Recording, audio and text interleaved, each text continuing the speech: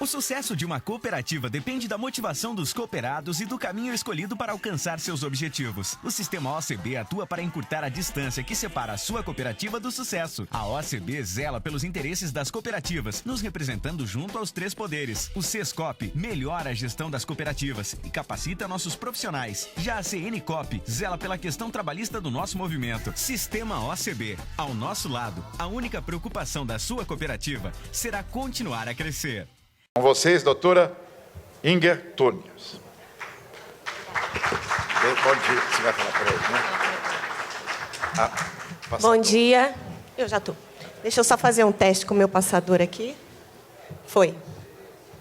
Então, bom dia a todos. Quero primeiramente agradecer o convite, agradecer ao Dr. José, agradecer ao Dr. Alberto, agradecer ao Dr. Rob, que eu não conhecia, estou encantada com a sua apresentação, parece música para o meu ouvido, e reclamei com o Dr. José que é uma covardia me colocar para falar depois desse homem brilhante, aumenta mais ainda a minha responsabilidade, mas, de toda forma, quero dizer que estou muito honrada em participar dessa convenção de vocês. O primeiro contato que eu tive com o Dr. José e Dr. Alberto e Marta foi na ANS, da qual estou participando do projeto Sorrir, e daí veio o convite para cá. E me foi solicitado para falar sobre o paradigma de promoção de saúde, como é possível aplicar os conceitos desse paradigma realmente na prática. Então, como é que a gente consegue colocar conceitos de promoção de saúde no nosso dia a dia, de maneira que, efetivamente, a gente consiga melhorar a qualidade do nosso atendimento, melhorar a saúde dos nossos pacientes. Eu queria pedir que escurecesse um pouquinho mais aqui atrás, se for possível. Bom, para a gente falar do paradigma de promoção de saúde, para a gente falar desse conceito de promoção de saúde, é extremamente necessário entender que houve um fracasso do modelo tradicional. O modelo tradicional cirúrgico restaurador, ele simplesmente não lida adequadamente com o processo saúde e doença. O modelo tradicional trabalha com a sequela das doenças. E, por esse motivo, esse modelo é um fracasso.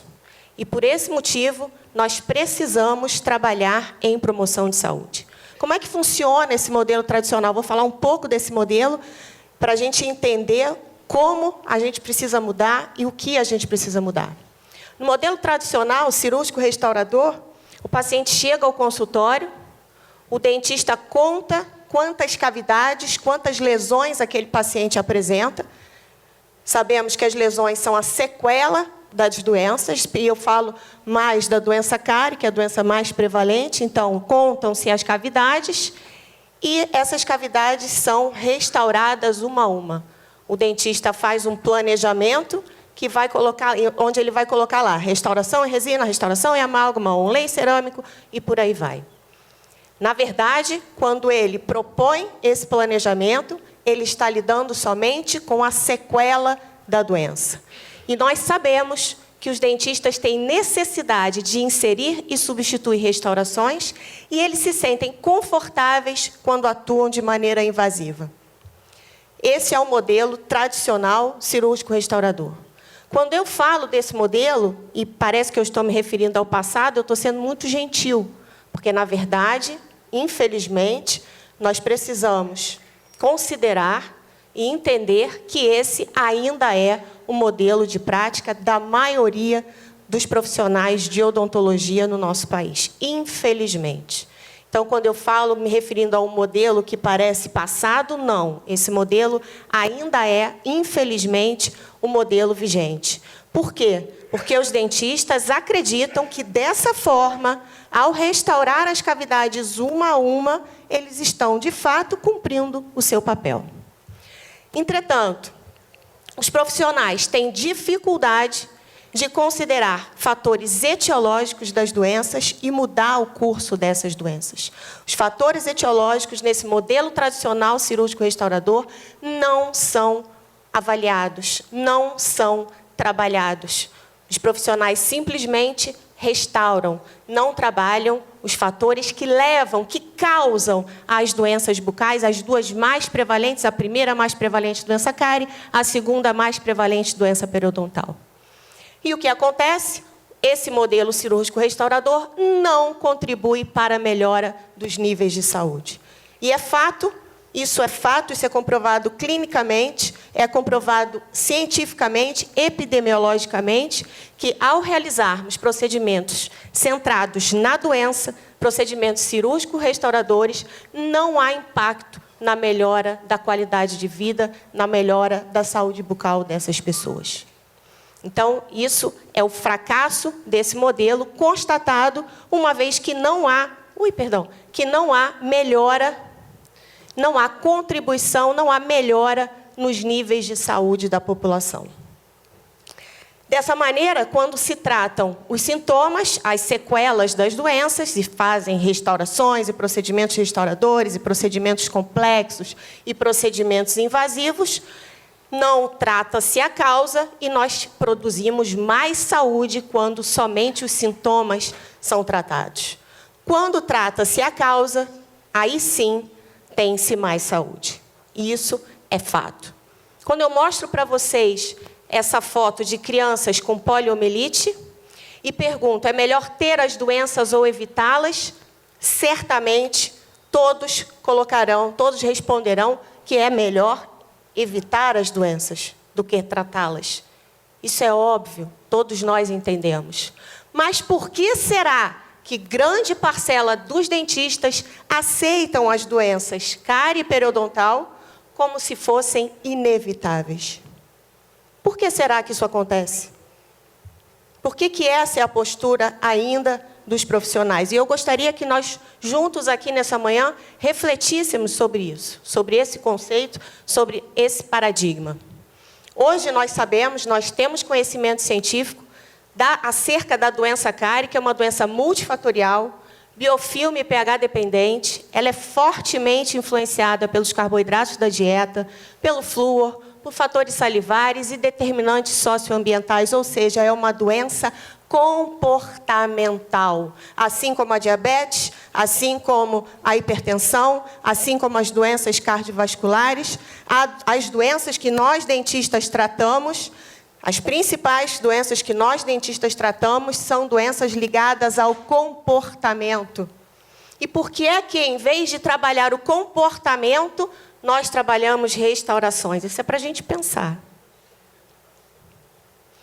Na verdade, o correto manejo da doença cárie, ele vai consistir em identificar os fatores etiológicos, em selecionar adequadas medidas de promoção de saúde, implementando ajustes na dieta, nos hábitos de higiene, flúor, saliva, antimicrobianos. Uma vez que a doença é multifatorial, eu preciso trabalhar esses múltiplos fatores que têm total influência do comportamento das pessoas.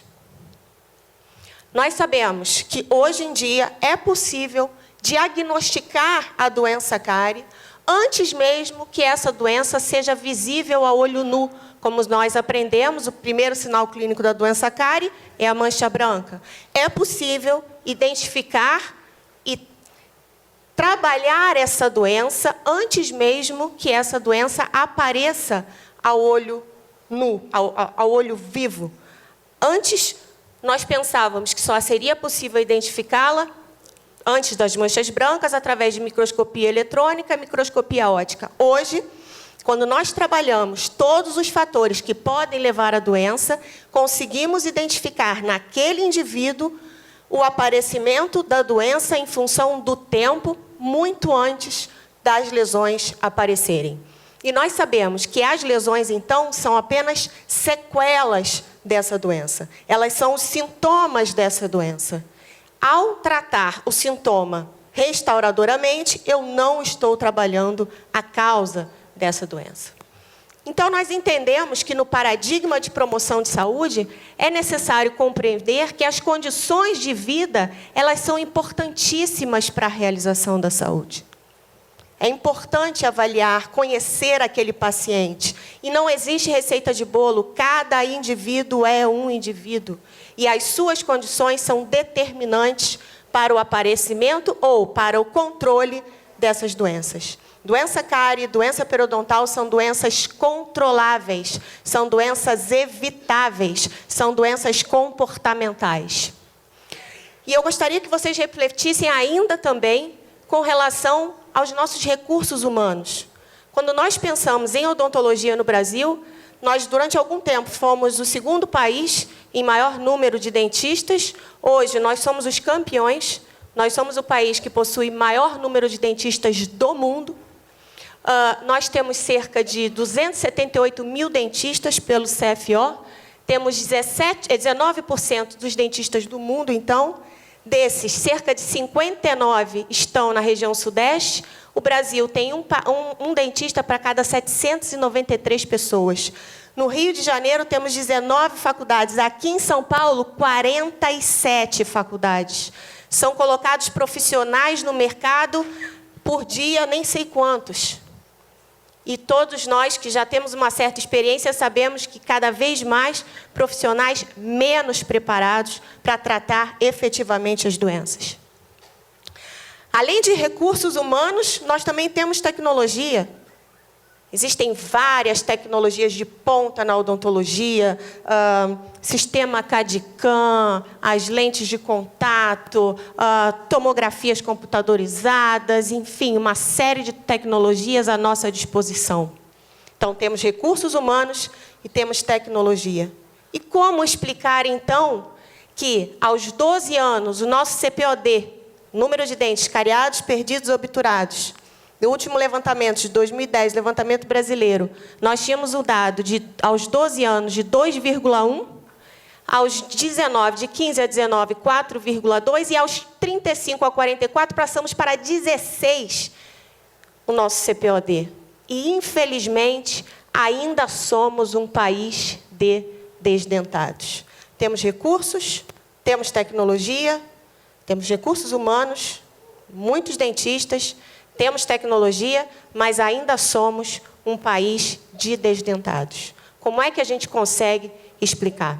A explicação para esse fato é que nós não temos um modelo de prática voltado para ações que promovam saúde. O nosso modelo precisa ser mudado, ele é centrado na doença. E ainda esse modelo acredita que procedimentos cirúrgicos restauradores, por si só, são capazes de tratar as doenças, o que não é verdadeiro. Então, esse é o motivo pelo qual nós somos um país rico em dentistas, rico em tecnologia e rico em desdentados. Além disso, ainda há um monopólio do conhecimento pelo profissional, que não educa o paciente. Se o profissional não educar o paciente para que esse paciente possa se autocuidar, o profissional não está trabalhando em saúde. Nós não somos profissionais de saúde. Precisamos trabalhar os pacientes para o autocuidado, para que ele saiba se autocuidar, ele saia dos consultórios, fique nas manutenções preventivas periódicas e ele saiba como se autocuidar. Quantos dentistas, quantos de nós já vimos profissionais que atendem os seus pacientes e sequer ensinam como higienizar uma prótese, como higienizar a estrutura dental, a necessidade de higiene da língua e por aí vai. Além disso, uma outra razão é que os currículos dos cursos de odontologia, das faculdades de odontologia, ainda privilegiam o paradigma cirúrgico-restaurador e as disciplinas cirúrgico-restauradoras acabam sendo mais tentadoras para os nossos alunos. Eu dou aula de odontologia social, então, lá na minha disciplina, falamos o tempo todo sobre promoção de saúde, sobre odontologia minimamente invasiva, mas parece que sai dali, já há um lapso de memória e eles não trabalham em clínica dessa maneira e justificam, não dá, eu tenho produção para cumprir. Eu tenho que fazer minha produção, professora. Não dá para eu ficar ensinando como é que se escova dente. E é mais ou menos assim que ele vai ser como profissional quando ele estiver com a sala de espera cheia, vai falar, mas eu não posso perder meu tempo ensinando higiene bucal, ensinando os autocuidados, porque eu tenho um monte de restaurações a fazer. Então, infelizmente, ainda é, mas a gente começa a mudar. Como foi falado aqui, toda mudança exige um pouco de sacrifício, um pouco de... É difícil A gente precisa treinar as pessoas, a gente precisa mudar a cabeça das pessoas. Para isso, a gente tem que compreender muito bem esse complexo sistema de promover saúde. Como é que a gente vai fazer isso? Além disso, a outra explicação é esse modelo que trata mecanicamente doenças que têm origem bacteriana, atribuindo-lhes um único fator causal, uma doença que é multifatorial, que é comportamental. Além disso, existe a percepção cultural de que é normal ter doença cárie e periodontal. Então, o seu paciente, quando você chega para ele e fala assim, não, esse dente aqui não vamos abrir, não, isso é um sulco pigmentado. Ele vai dizer, como não? Isso é cárie, doutora, eu sei que não está querendo abrir, não está querendo gastar, eu tenho o direito de fazer isso. Não, meu filho, mas isso é uma sequela da sua doença. Isso é só uma mancha, é uma pigmentação que remineralizou. Mas alguns pacientes ainda têm no inconsciente coletivo aquela coisa de que é normal ter a doença cárie e que o dentista é caro, dói, não resolve. Além disso, há uma falta de conexão entre saúde bucal geral e qualidade de vida. Como a colega perguntou, nós hoje temos plena consciência, plena percepção e cientificamente sabemos que as doenças bucais interferem nas doenças gerais e vice-versa, porque não existe uma boca sozinha andando por aí. A boca faz parte do corpo. Nós não tratamos boca, nós tratamos indivíduos.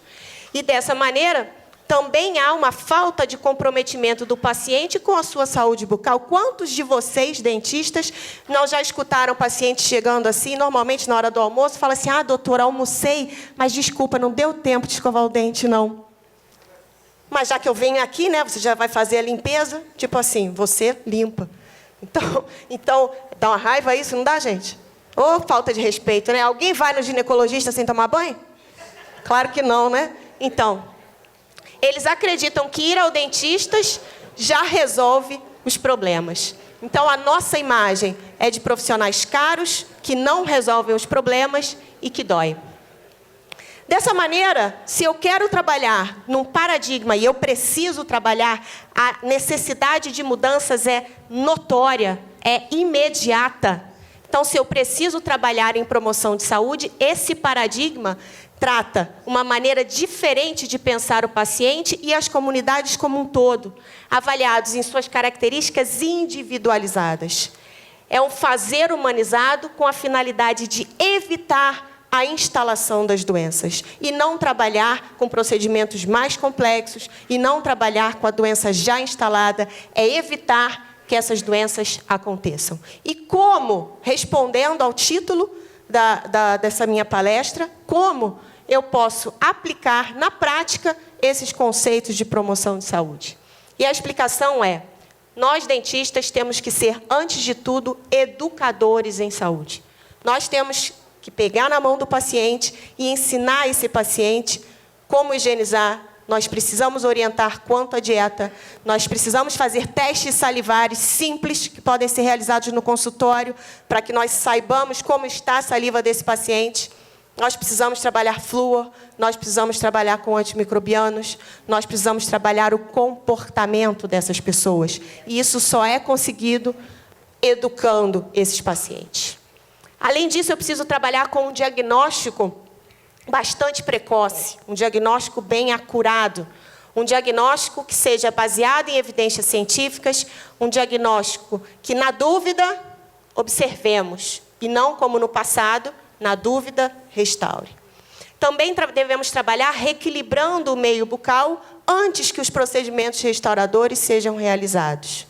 E quando for necessário restaurar, que os nossos procedimentos restauradores, claro, as restaurações são importantes, sim, para recuperar forma, função e estética, que elas sejam as menos invasivas possíveis para que haja maior longevidade da estrutura dental.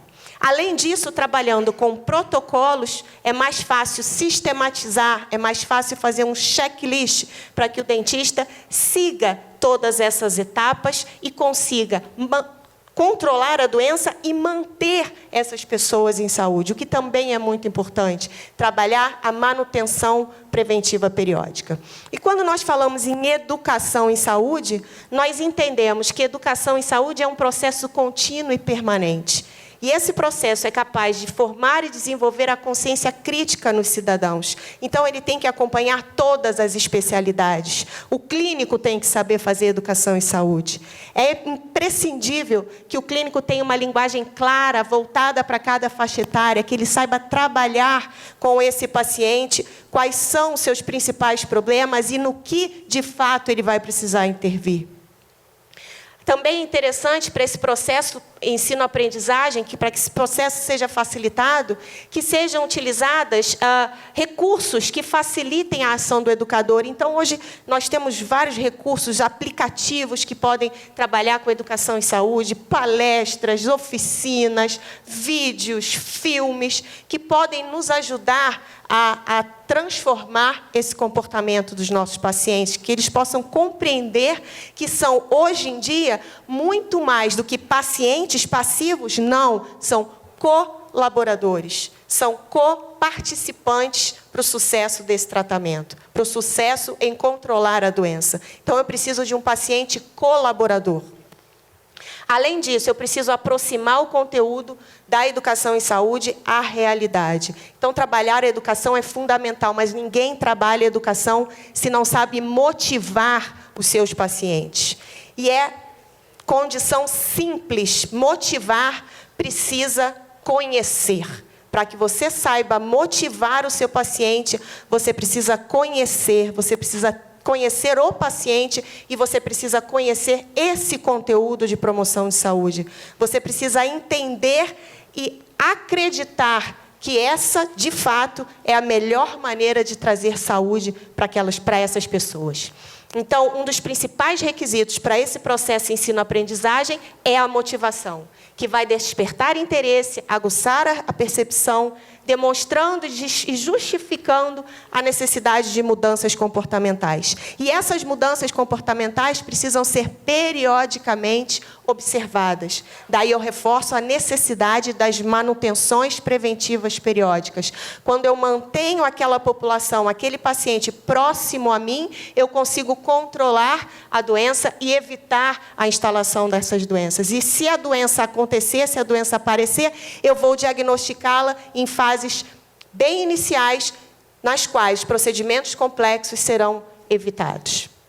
Então, falando de diagnóstico, hoje nós sabemos que muitos dos sulcos e fissuras que no passado recebiam broca, que eram invadidos, hoje são preservados. Agora, para que esse diagnóstico seja de fato um diagnóstico acurado, o dentista precisa enxergar com binóculos, saber escutar o paciente e explicar para o paciente por que é que não deve se abrir um sulco pigmentado. Se ele não abriu, se o dentista não abriu, que o paciente não deixe um outro dentista abrir também. Porque às vezes ele sai, vai para a sala do lado e o outro dentista que tem uma visão cirúrgica restauradora fala assim: nossa, o outro deixou cara em você, como assim? Está errado. E não. Então, explica para o paciente: olha, se alguém quiser abrir, isso é só uma sequela, isso é só uma pigmentação. Então, a importância do diagnóstico é fundamental para evitar a primeira restauração, evitar o chamado ciclo restaurador repetitivo. O ciclo restaurador repetitivo foi descrito pela primeira vez por Elderton, em 1984, e demonstra que cada vez que nós restauramos e re-restauramos e realizamos sobretratamentos na estrutura dental, quanto mais nós fazemos retratamentos, sobretratamentos, menor a longevidade da estrutura dental. Mais cedo, aquele paciente tende a perder aquele dente. Então, a importância do diagnóstico é fundamental e é importante também que nós entendamos por que restaurar um dente. Essa informação é de um encontro de cerca de 16 especialistas em cariologia e foi publicado recentemente, esse ano ainda, e eles concluíram que por que é que se restaura um dente? A justificativa para a restauração é melhorar o controle do biofilme, proteger o complexo dentino pulpar, selando essa lesão, restaurar forma, função e estética. Não tem tratamento de doença. As restaurações não tratam as doenças. A doença cárie. No caso do diagnóstico, é muito importante também que, além do profissional saber diagnosticar adequadamente estrutura dental, sulcos pigmentados, mancha branca, fluorose, hipoplasia, fazendo o diagnóstico diferencial, também é fundamental que ele saiba como diagnosticar as restaurações, porque é uma tendência dos dentistas de olhar para a restauração. Ele olha no planejamento. Fui eu que fiz? Não, não fui. Então troca. E essa é a postura. Então, por que trocar as restaurações? Será que não é possível fazer procedimentos de recontorno, repolimento, reparo, que estariam melhorando e aumentando a longevidade dessas restaurações? Quando eu decido trocar uma restauração, eu preciso, de fato, entender que há um problema para essa restauração ser trocada, falta de forma, falta de estética, perda de espaço, uma lesão cariosa secundária, uma lesão cariosa adjacente à restauração. Então, não simplesmente eu vou trocar, eu preciso saber por que é necessário trocar. E esse diagnóstico das restaurações, então, é extremamente importante. Como eu falei, a gente consegue colocar em prática a odontologia de promoção de saúde também, realizando o reequilíbrio do meio bucal, removendo fatores retentivos de biofilme antes dos procedimentos restauradores. Por que isso? Porque eu preciso preparar aquele meio ambiente bucal, eu preciso ensinar aquele paciente a se autocuidar, eu preciso diminuir a quantidade de micro-organismos naquela boca. E como é que eu consigo isso? Como é que eu vou pedir para uma pessoa se autocuidar? Como é que eu vou ensiná-la a higienizar se essa pessoa tiver restos radiculares, cálculo supra ou restaurações deficientes? Então, nessa primeira etapa, juntamente com a educação e saúde, é fundamental que eu realize procedimentos básicos de contorno e repolimento, raspagem supragengival, exodontias, fechamento provisório das cavidades. Para aí sim, quando o paciente aprende a se autocuidar, quando ele controla os fatores etiológicos dessa doença, aí sim eu possa reabilitar forma, função e estética. Então, essa odontologia que prepara o meio ambiente bucal, que trabalha educação e saúde, consegue também trabalhar procedimentos minimamente invasivos. E quais seriam as vantagens dos procedimentos minimamente invasivos? Os procedimentos minimamente invasivos, eles preservam a estrutura dental. E isso é fundamental na nossa prática. Dessa maneira, ao preservar a estrutura dental, eles dão maior resistência a elemento dental, que terá maior longevidade. Consequentemente, também são procedimentos mais humanos, que implicarão em menor custo, em menor tempo, em menos dor, em simplicidade técnica. Então, temos um ciclo dos procedimentos minimamente invasivos, dessa odontologia minimamente invasiva.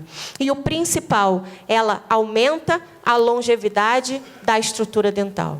Então, quando forem necessários os procedimentos restauradores, que façamos a opção por procedimentos minimamente invasivos. E é lógico que, hoje em dia, seria impossível desvencilhar, menosprezar a necessidade estética, o papel estético que a odontologia estabelece nas pessoas, nos nossos pacientes. E é possível conciliar estética com odontologia minimamente invasiva? É possível conciliar estética com uma odontologia de promoção de saúde? Claro que é. Obviamente que é.